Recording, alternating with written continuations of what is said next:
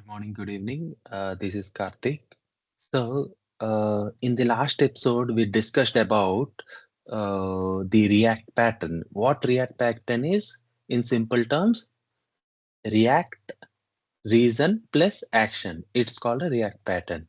So, now today we shall be learning something which is very interesting and easy to understand.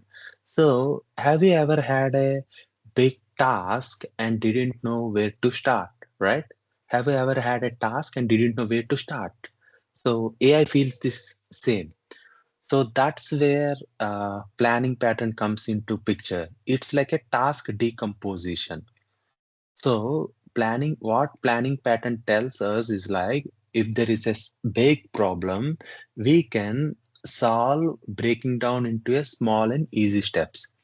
So I shall help you to understand in a real world example. So everybody likes pizza, right? Let's say how to make a pizza. So first we need to get the ingredients. Second, we need to make a dough. Third, toppings. Fourth, bake it. These are the four basic and necessary steps in order to make a pizza, right?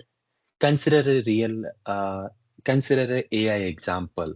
So in the chatbot, so let's say go to the any application like ChatGPT or Gemini, etc. So give it a prompt like uh,